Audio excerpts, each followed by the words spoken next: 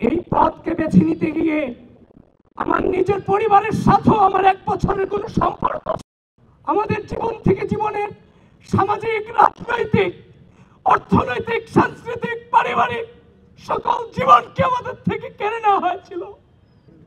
প্রিয় বন্ধুগণ, এই ঢাকা বিশ্ববিদ্যালয়ের অপরাজয় বাংলার পাদদেশে দাঁড়িয়ে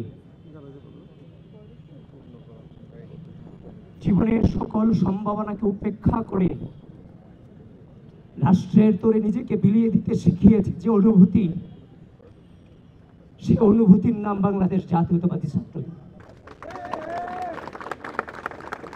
2016 সালে যখন বিশ্ববিদ্যালয়ে এসেছিলাম,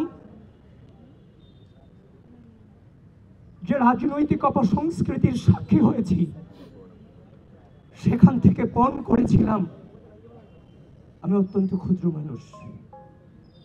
আমি পণ করেছিলাম হয়তো কোনোদিন এই ঢাকা বিশ্ববিদ্যালয়ের মাটিতে সুস্থ ধারার শ্রদ্ধা স্নেহের রাজনৈতিক সংস্কৃতির সূচনা হয়তো হবে।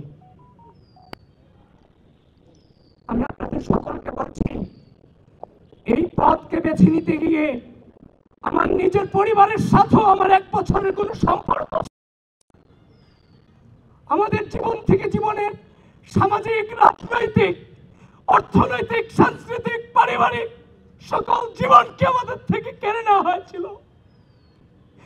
কিন্তু আপোষ করিনি। একটাই মনোবল ছিল, একদিন আমরা জিতবো।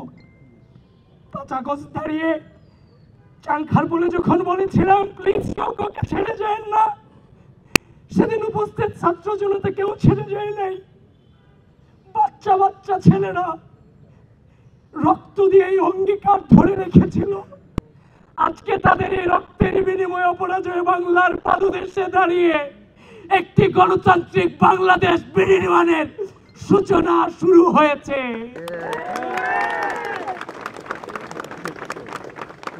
বন্ধুগণ,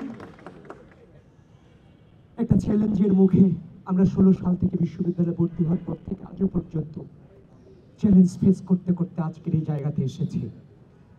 এটাও আমার জন্য অনেক বড় চ্যালেঞ্জ।